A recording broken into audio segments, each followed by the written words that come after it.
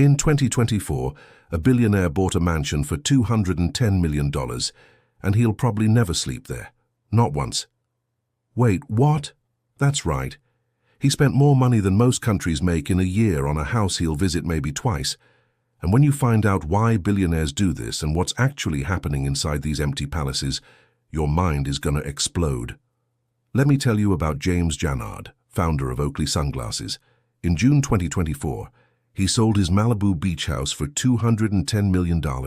He bought it 12 years ago for $75 million, which means he made $135 million, just sitting on a beach doing absolutely nothing. 300 feet of ocean frontage, 2 guest houses, a gym that costs more than your entire neighborhood. And here's the insane part, the deal was done completely off-market. Nobody knew it was for sale, the buyer is still anonymous, hidden behind shell companies and trusts.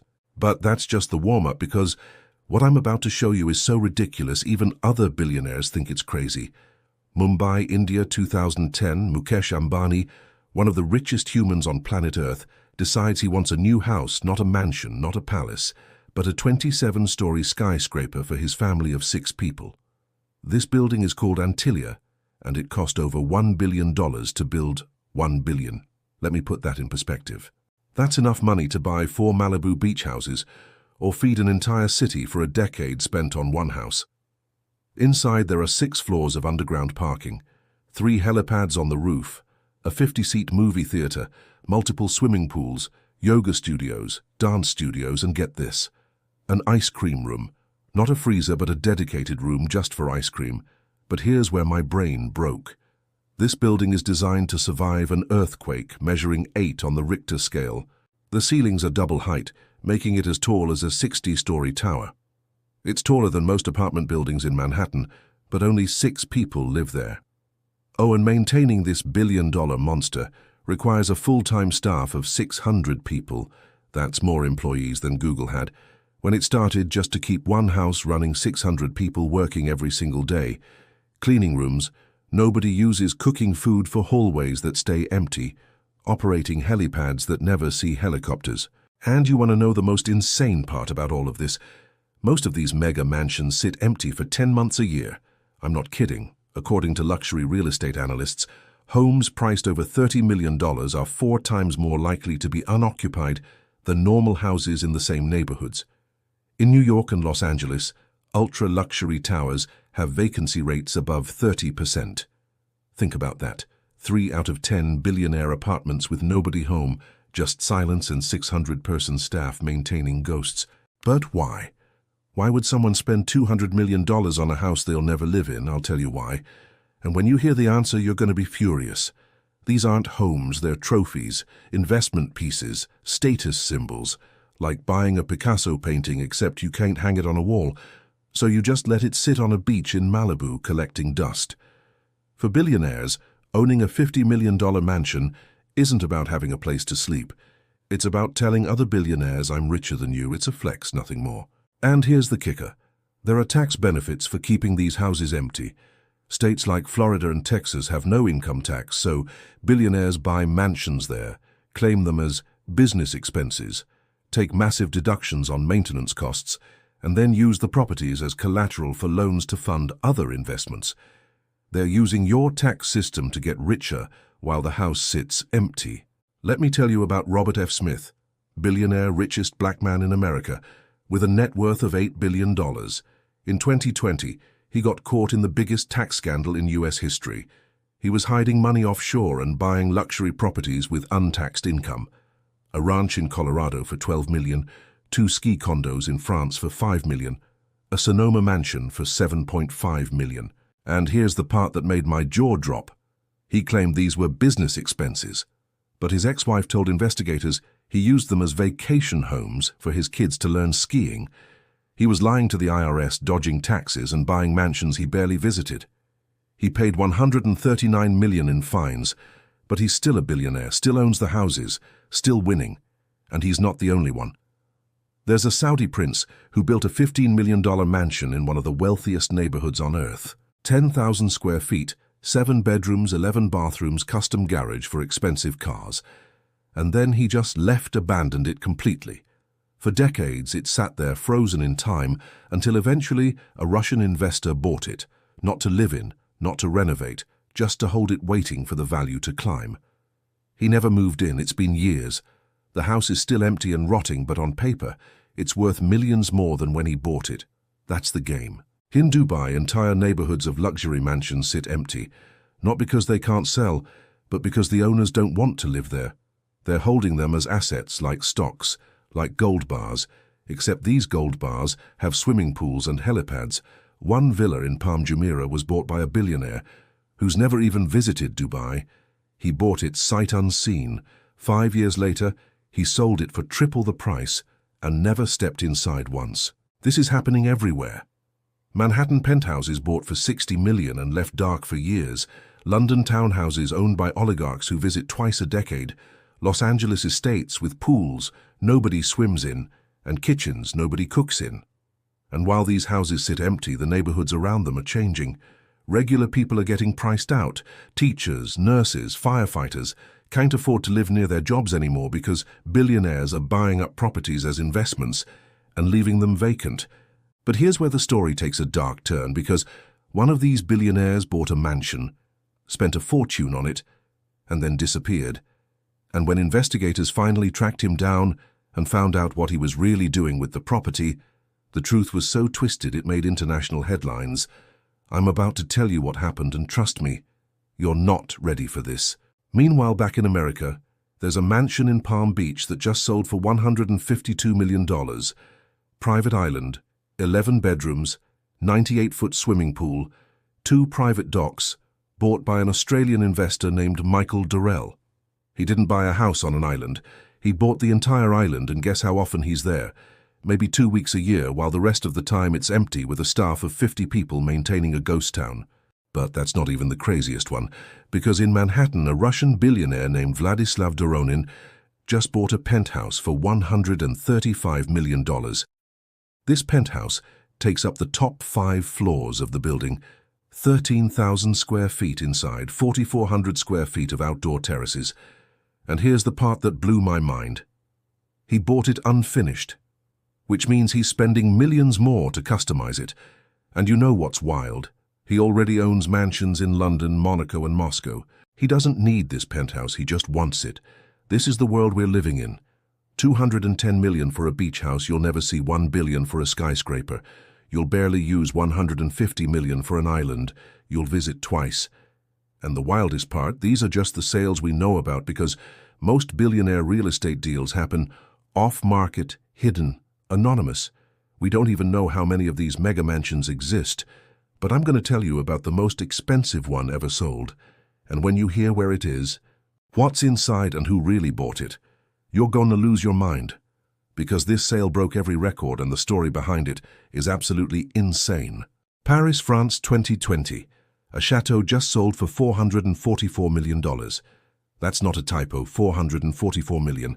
The most expensive house ever sold on planet Earth. But here's where it gets weird. This isn't some ancient palace with centuries of history. This chateau was built in 2011. 9 years old, someone built a fake historical chateau, made it look 300 years old, and sold it for nearly $500 million. The property is called Chateau Louis XIV, sitting on 57 acres between Versailles and Marly-le-Roi, with gold-leafed fountains, a marble statue of Louis XIV himself, an underground nightclub, and a moat with fountain displays choreographed to music. The buyer is a Middle Eastern royal anonymous, of course, and here's what nobody's talking about. He's never been photographed. They're never confirmed he lives there. Some investigators think he bought it just to hide money offshore, $444 million, and it might just be a front. But while we're talking about Paris, let me tell you what's happening in Hong Kong, because if you think American real estate is expensive, Hong Kong will destroy your brain. In 2017, a mansion on the Peak sold for $360 million, just one house, and there's another mansion currently listed for $446 million. If it sells, it'll be the most expensive home in Asia, maybe the world. Hong Kong has been named the least affordable housing market on Earth for 8 years in a row. Property prices are so high that regular people live in apartments the size of parking spaces, but billionaires are buying mountaintop estates for $500 million. The city now has more super wealthy people than anywhere else on the planet, and they're all competing to outbid each other. It's a game. Who can spend the most? Who can own the biggest? Who can flex the hardest? Now let me take you to London, Kensington Palace Gardens. They call this street Billionaires Row. And for good reason. The average price per square meter here is $107,000 per square meter. Steel magnate Lakshmi Mittal owns 3 properties on this street. His main house was designed in 1845 as Renaissance-style villas. He renovated it and turned it into Taj Mittal, a tribute to his Indian heritage with 12-bedroom swimming pool and walls made of Makrana marble. That's the same marble used in the Taj Mahal. But Lakshmi isn't the only billionaire here. Roman Abramovich, former owner of Chelsea Football Club, owns number 16 with plans to dig underground and build a subterranean leisure complex with a tennis court, health center and auto museum, because apparently above-ground garages aren't fancy enough. And here's what blows my mind. These people live on the same street, they're neighbors. Imagine walking your dog and passing 3 billionaire mansions in one block. That's Kensington Palace Gardens. But let's get back to America, because in 2024, the US saw 31 home sales that broke $60 million, 31 in 1 year. And I'm about to tell you about the most insane ones, starting with Palm Beach, Florida. May 2024, a private island estate sold for $152 million to Michael Dorrell, an Australian infrastructure investor. This place has 11 bedrooms, a wellness wing with massage rooms, hair salon, nail salon, steam room, sauna and gym, lighted tennis court, 2 private docks, and a 98-foot swimming pool. He bought an entire island, and according to real estate agents, he's there maybe 15 days a year, while the rest of the time a staff of 50 maintains empty rooms. Then there's Darren Metropolis.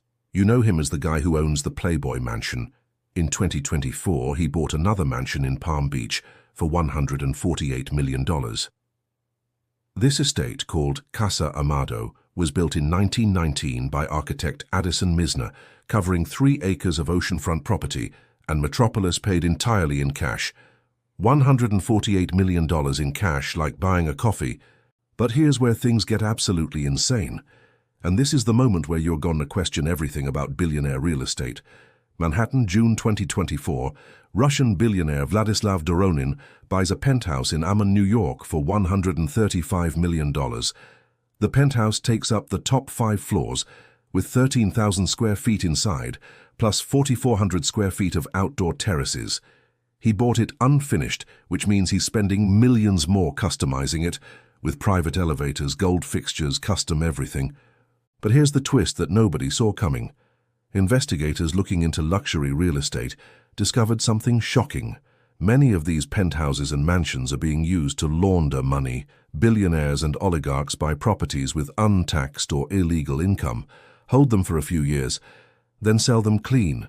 The real estate becomes a washing machine for dirty cash. Real estate lawyers call it the safest offshore bank account you can own. Because unlike actual bank accounts, governments can't freeze your house. They can seize it, sure, but that takes years of legal battles. And by then you've already moved your money somewhere else. This is what's really happening in luxury real estate. It's not about homes, it's about hiding wealth. And some of these billionaires are getting caught. Hedge fund billionaire John Paulson, with a net worth of $5.1 billion. In 2023, his wife accused him of hiding billions in assets during their divorce. She claimed he bought a luxury penthouse in Puerto Rico through a sham deal to secretly move $10 million out of a family trust. The penthouse was worth $15 million, but he bought it for $5.6 million from his own trust. Basically, he sold property to himself at a discount, pocketed the difference and hid it from his wife. Genius and completely illegal. His wife is suing for $1 billion, and the case is still ongoing. But Paulson is still a billionaire, still buying houses. Now let me take you to Aspen, Colorado. April 2024. 2 billionaires, Steve Wynn and Thomas Peterfy, teamed up to buy a single estate for $108 million. This was the first residential sale in Aspen to break $100 million. The property sits on 4.5 acres at the base of Red Mountain, with 22,000 square feet, 11 bedrooms, heated outdoor pool, and views of downtown Aspen. Two billionaires bought one house together, and nobody knows why. Some people think it's a business partnership. Others think they're splitting time there. Or maybe they just wanted to break the record. Either way, $108 million for a vacation home in Colorado. But wait, because Ellen DeGeneres just pulled off one of the most profitable house flips in history. August 2024, Ellen sold her estate near Santa Barbara for $96 million after buying it 2 years earlier for $70 million. That's a $26 million profit in 2 years from flipping a house. The property covers 10 acres on a bluff overlooking the Pacific Ocean, with 8,000 square feet in the main house, plus cabana and guest cottage. The buyer is mining magnate Robert Friedland, who had already done business with Ellen earlier that same year. Ellen's out here flipping mansions for $26 million in profit, while most people can't afford rent. That's the world we live in. And it's not slowing down, because in Miami, Jeff Bezos just bought his third property on Indian Creek Island. April 2024, Bezos, worth $237 billion, bought another mansion for $87 million, bringing his total Miami real estate portfolio to around $237 million. Indian Creek Island is nicknamed Billionaire Bunker, with only 41 homes on the island. The residents include Tom Brady, Ivanka Trump, Jared Kushner, Carly Khan, and now Bezos owns 3 properties there. Why does one person need 3 houses on the same island? Nobody knows, but when you're worth $237 billion, I guess you stop asking why and start asking why not. Meanwhile, in New York at 220 Central Park South, a resale closed for $81.5 million. The crazy part is the units sold in 2020 for 30% less. That's a 30% increase in 4 years. And this building is home to the most expensive residential sale ever in the United States, when in 2019, hedge fund manager Ken Griffin bought a quadplex here for $238 million. That record still stands. Ken Griffin's penthouse has more square footage than most apartment buildings, and he uses it maybe 1 month a year, while the rest of the time it's empty, dark, silent. So, let me recap what we've learned so far. Billionaires are buying houses they'll never live in. They're using them as trophies, investments and money laundering tools. They're getting tax breaks for keeping them empty. And when they flip them, they make millions in profit. But here's what I haven't told you yet, and this is the part that's going to make you furious, because while these mansions sit empty, something else is happening, something that's affecting you right now, whether you know it or not. Here's what nobody's telling you about empty billionaire mansions. While they sit vacant, regular people are getting destroyed. Teachers, nurses, firefighters, police officers, the people who actually keep cities running, can't afford to live anywhere near where they work because billionaires bought up all the properties as investments and left them empty. In Los Angeles, the average home price is now over $1 million. A teacher making $60,000 a year can't afford that. So they're commuting 2 hours each way, 4 hours a day just to teach your kids in New York. Nurses are living in New Jersey and commuting 90 minutes to Manhattan. Hospitals, firefighters are moving to Pennsylvania. The people who save lives during emergencies can't afford to live in the city they're protecting. And why? Because billionaires are hoarding property, with 30% vacancy rates in ultra-luxury buildings while working. People are getting pushed further and further away. This isn't just about money. This is about the collapse of functional cities. But it gets worse because some of these billionaires aren't even hiding what they're doing anymore. Let me tell you about Fairfield in Sagaponack, New York, owned by billionaire Ira Rennert. This estate sprawls across 63 acres, making it one of the largest residential compounds in the United States. How big? 29 bedrooms, 39 bathrooms, 3 dining rooms, 3 swimming pools, and a 164-seat theater. Not a screening room, but a full-on theater with stadium seating. The recreation pavilion has a basketball court gym, 2 bowling alleys, 2 tennis courts, and 2 squash courts. You could host the Olympics in this guy's backyard. And because it uses so much electricity, it has its own power plant on site like a mini city. One person owns this, one person, and his neighbors have been complaining for years about the environmental damage, the power plant, the noise, the construction that never ends. But nothing changes, because when you're a billionaire, rules don't apply to you.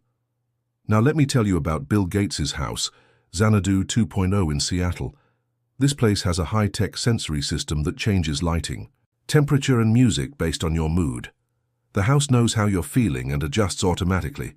It has a pool with an underwater music system, a 2,500 square foot gym, 24 bathrooms, 6 kitchens, and a library with a domed reading room and secret bookcase doors. The property sits on 66,000 square feet, and Gates has a full-time staff of 80 people maintaining it, 80 people for one family. But here's the insane part.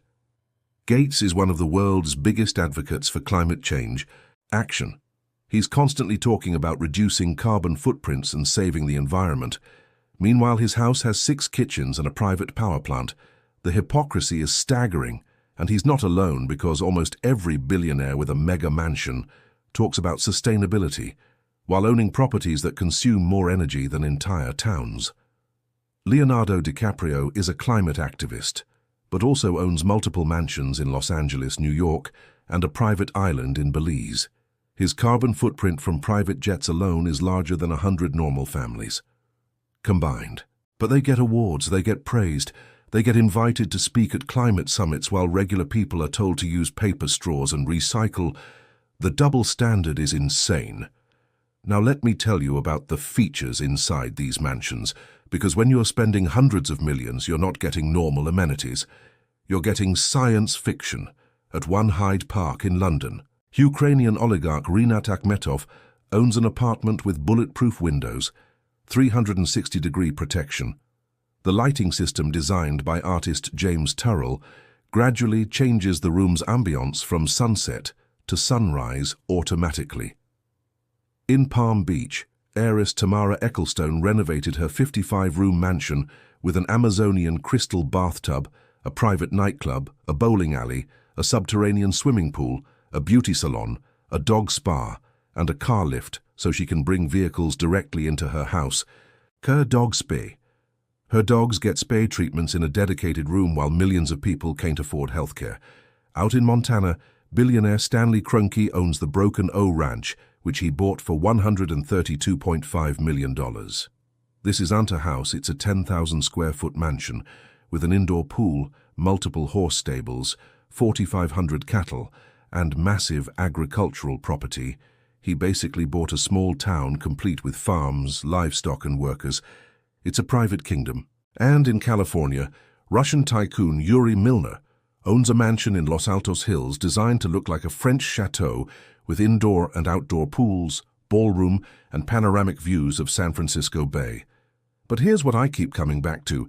These aren't just houses, they're statements, they're billionaires saying, "Look how much richer I am than you." And the wildest part is most of them sit empty.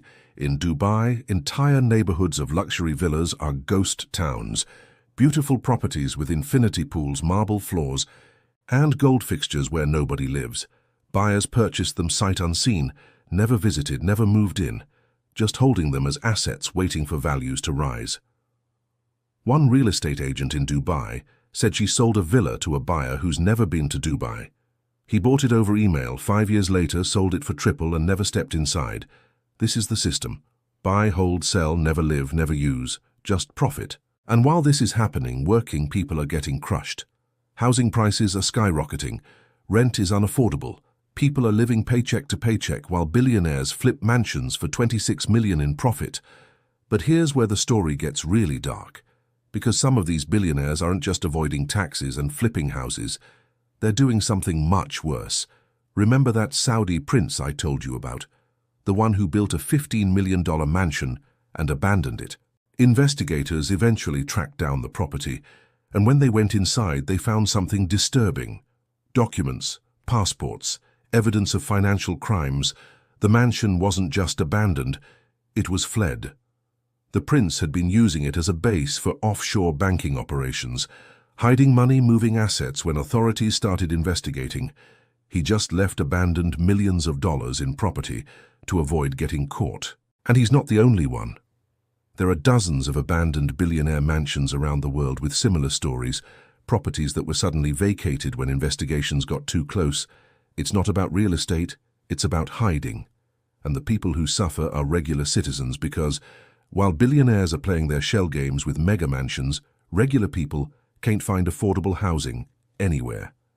Cities are implementing new laws to try and fix this vacancy: taxes, foreign buyer restrictions, luxury property surcharges. But billionaires just find new loopholes.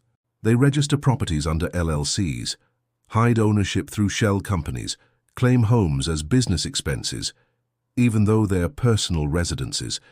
The system is designed to let them win, and it's getting worse because now billionaires are buying entire islands. Larry Ellison bought 98% of the Hawaiian island of Lanai. He owns almost the entire island, with hospitals, schools, grocery stores. He controls where people live, work and shop. Richard Branson owns Necker Island in the British Virgin Islands, with private beaches and private resorts. You can't even visit unless he invites you. And recently a tech billionaire bought a private island near New Zealand and built a doomsday bunker underneath it, complete with food supplies for years, water filtration systems, air purification, and underground living quarters. He's preparing for societal collapse while contributing to the problems that might cause it. This is the world we're in. Billionaires buying islands, building bunkers, and preparing for the end of civilization, while regular people can't afford rent. But here's the thing that keeps me up at night. All of this is just the beginning, because the luxury real estate market isn't slowing down. It's accelerating. More mega mansions are being built, more billionaires are buying, more properties are sitting empty. In 2024 alone, there were 31 sales over $60 million in the US. That's almost 3 per month. And those are just the ones we know about, because most deals happen off-market.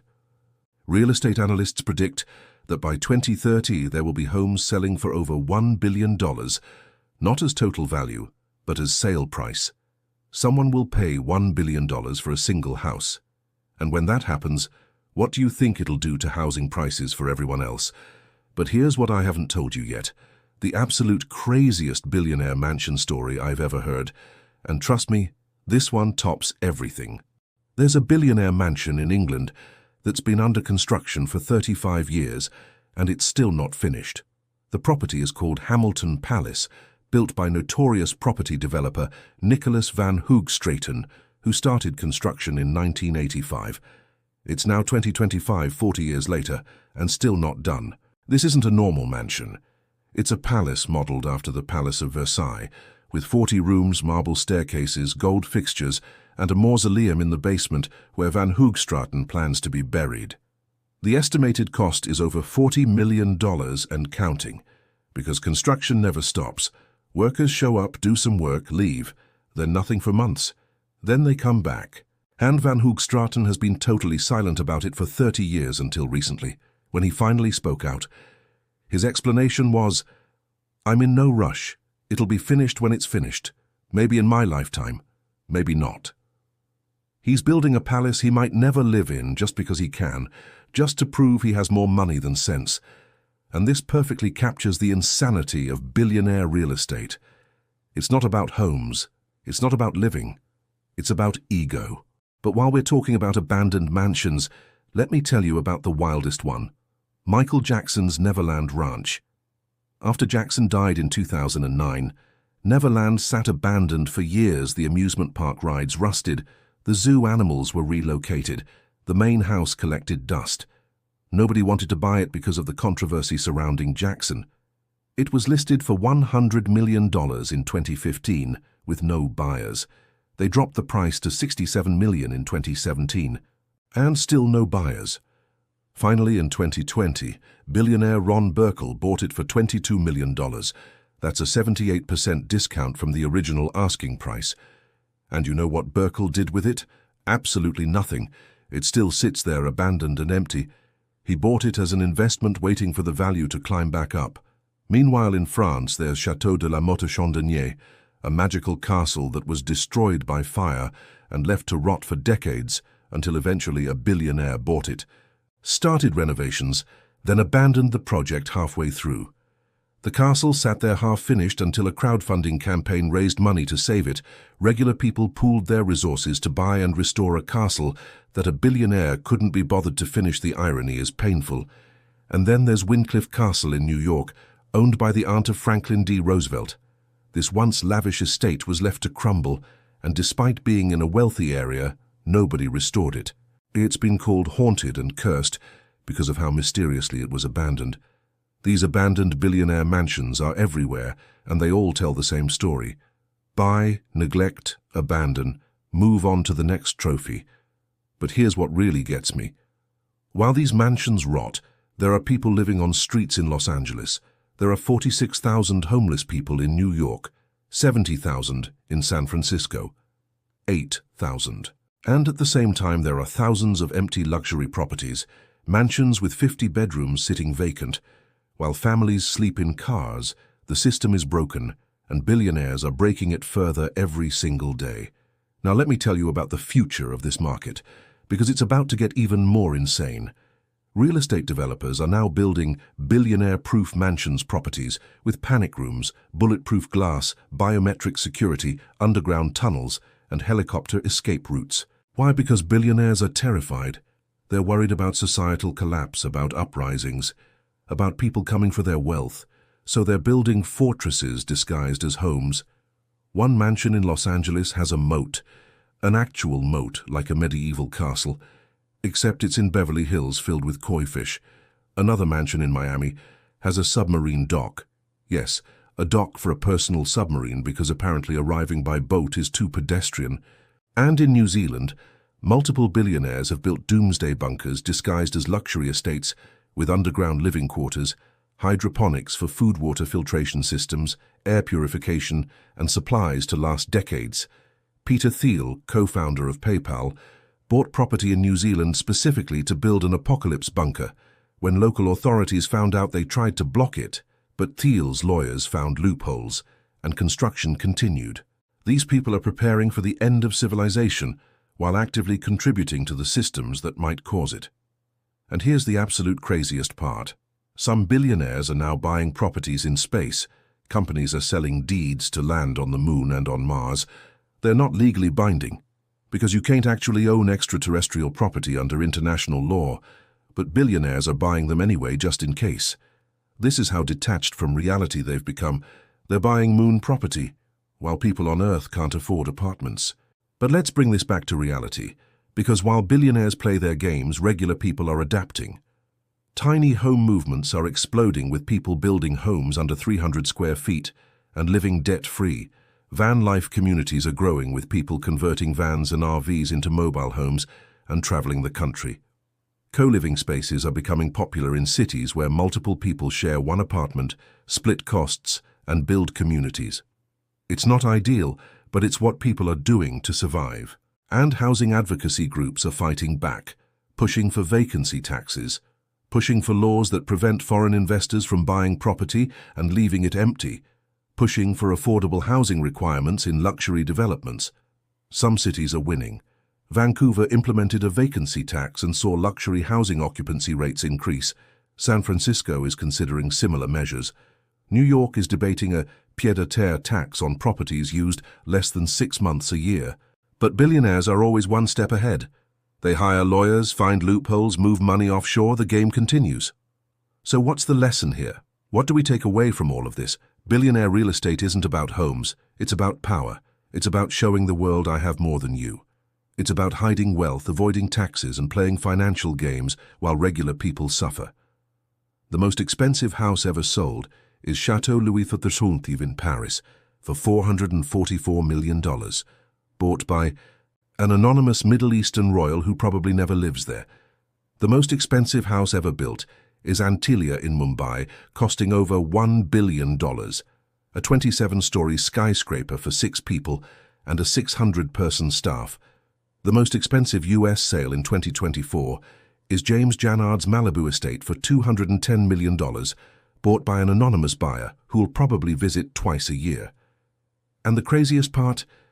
These are just the sales we know about because most billionaire real estate deals happen in shadows, off-market, anonymous, hidden behind LLCs and shell companies. We don't know how many mega mansions exist. We don't know who owns them. We don't know where the money comes from. We just know they're out there, empty, waiting, symbols of wealth that nobody lives in. But here's what you can control. You can recognize this system for what it is. You can support policies that fight back. You can vote for leaders who prioritize affordable housing over billionaire tax breaks, because this isn't sustainable. Cities can't function when teachers commute 4 hours, hospitals can't operate when nurses can't afford to live nearby. Societies collapse when wealth inequality reaches breaking points, and we're approaching that point fast. The billionaires building doomsday bunkers know it too. They're preparing for what comes next, and the question is, are we? So the next time you see a headline about a $200 million mansion sale, remember, that's not a home. That's a trophy. That's wealth hoarding. That's a symbol of a broken system, and it's happening right now all around the world. While you're reading this, someone's buying a mansion they'll never live in. Someone's flipping a property for millions in profit. Someone's hiding money in offshore real estate. The game continues, and the question is, how long can it last?